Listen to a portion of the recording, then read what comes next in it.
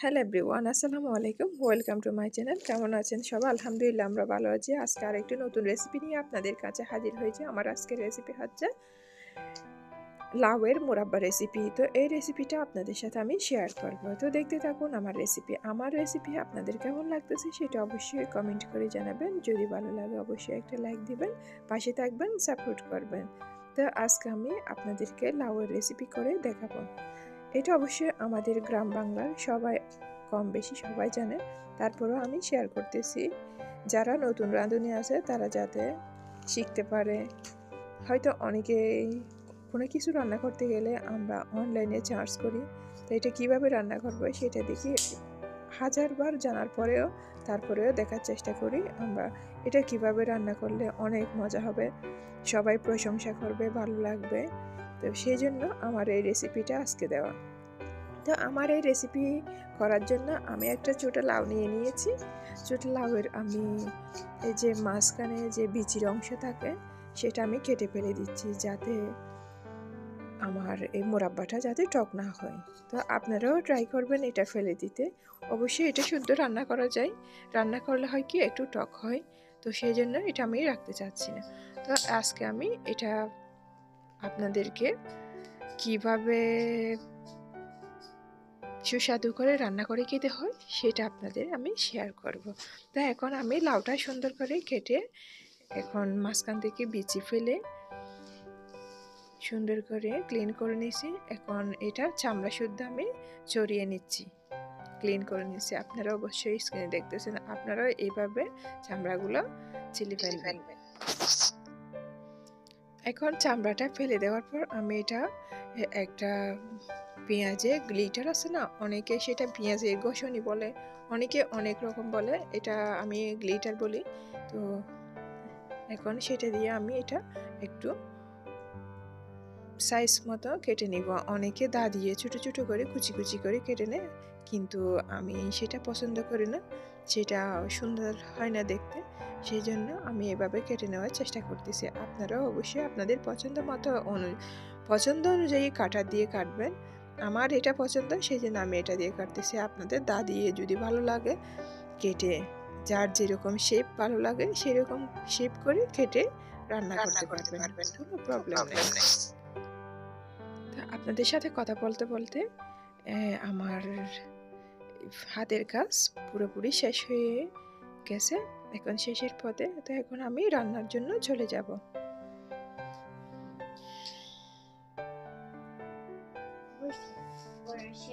এখন আমি রান্নার জন্য চুলায় একটা ফ্রাই প্যান বসাই দিয়েছি, এতে পরিমাণ মতো গরম পানি দিয়েছি। গরম পানি যখন একটু গরম হয়ে আসবে, ব্লক হয়ে উঠবে, তখন আমি এর মধ্যে লাউটা ঢেলে দিব। লাউটা দেওয়ার পর আমি একটু নেড়ে চেড়ে দিয়ে আরও 2 মিনিট রান্না করব। 2 মিনিট পর আমি এটা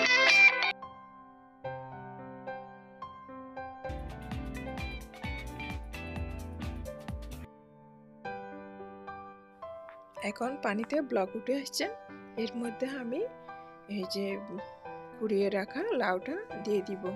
এখন লাউটা দেওয়ার পর আমি একটু নেড়ে চেড়ে 2 মিনিটের জন্য সিদ্ধ করে নেব। এটা যখন সিদ্ধ হয়ে আসবে তখন আমি একটা চাকনির মধ্যে এটা পানিটা ঝরতে দিব, কারণ লাউয়ের মধ্যে অনেক পানি, সেই জন্য আমরা যখন পানিতে সিদ্ধ করতে দিই তখন এটাতে অনেক পরিমাণ পানি রয়ে যায়, যার কারণে এটা রান্না করলে তেমন স্বাদ লাগে না। সেই জন্য এটা আমি একটু রেস্টে দিব। আর এদিকে আমি নারকেলগুলো কেটে নিচ্ছি রান্নার জন্য।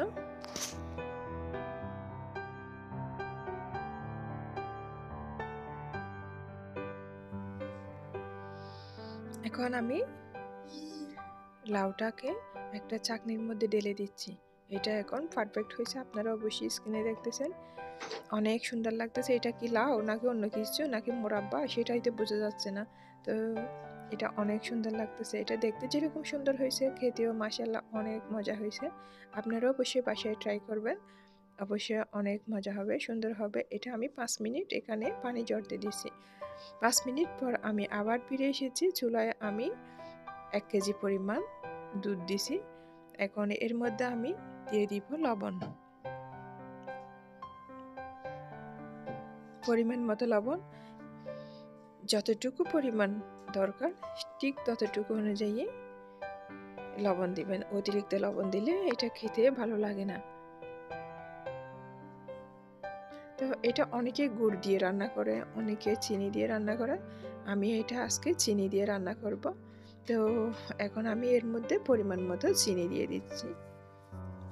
একটা কথা কি, এখানে শুধু আমরা চিনি দিয়ে রান্না করতে পারি লবণ না দিয়ে, কিন্তু লবণ না দিলে পরিপূর্ণ স্বাদ আসে না, যার কারণে লবণটা দেওয়া। আর এরপর আমি দিয়ে দিচ্ছি একটা তেজপাতা 2 টুকরা করে দিয়ে দিচ্ছি, এবং নারিকেলগুলো সুন্দর করে ক্লিন করে ধুয়ে আমি এর মধ্যে দিয়ে দিচ্ছি।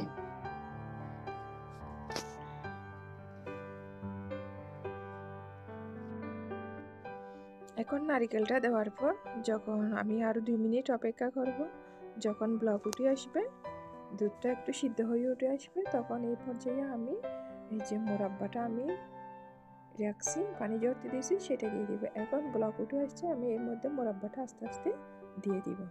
আপনার স্কিনে অবশ্যই দেখতেছেন আমি মোরাব্বাটা দিচ্ছি। এটা অনেক সুন্দর হয়েছে, অনেক মজা হয়েছে। তো ইনশাল্লাহ আপনারাও বাসায় ট্রাই করবেন, আপনাদেরগুলো অনেক মজা হবে। তো আমার আজকের এই রেসিপিটা আপনাদের কেমন লেগেছে কমেন্ট করে জানাবেন। এরপর আমি এটা 5 মিনিট রান্না করার পর আমি পরিবেশন করব, খাবো। তো আপনারাও বাসায় অবশ্যই একবার ট্রাই করে দেখবেন, কেমন হয়েছে আমাকে কমেন্ট করে জানাবেন। আর সবাই ভালো থাকবেন, সুস্থ থাকবেন, আর আমাদের জন্য দোয়া করবেন। আসসালামু আলাইকুম। এরপর এটা যখন রান্না শেষ হয়ে গেছে, আমি অ্যাট লাস্ট কিছু বাদাম দিয়ে দিচ্ছি। এখন যার পছন্দ অনুযায়ী কেউ আগে দেয়, কেউ পরে দেয়। তো আমার পরে দিলে ভালো লাগে, সেই জন্য আমি পরে দিয়ে দিচ্ছি। আসসালামু আলাইকুম। আমাদের ভিডিও কেমন আছেন কমেন্ট করে জানাও। ভালো থাকবেন, সুস্থ থাকবেন, লাইক করবেন, সাবস্ক্রাইব করবেন, সাপোর্ট করবেন, পাশে থাকবেন, আমাদের জন্য দোয়া করবেন। Bye bye. আসসালামু আলাইকুম। হাতটা ধরেন না, ভাব নিয়েন না, কেন চোখের ভাষা বুঝেন না, জ্বালা দিয়েন না, দূরে যেন না, ময়রা গেলে আমায় খুঁজে পাইবেন না, ওরা খেলা চান তোমার লাগে এরকম করে যান। কি করতেছে এগুলো?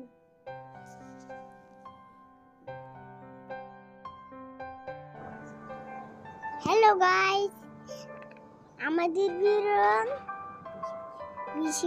বেশি করে দেখবেন, লাইক করবেন, পাশে থাকবেন, সাপোর্ট করবেন, আমাদের অনেক ভালো লাগবে। কমেন্ট করে জানাবেন বরাব্বা কেমন হয়েছেন, খাইয়ে দেখবেন।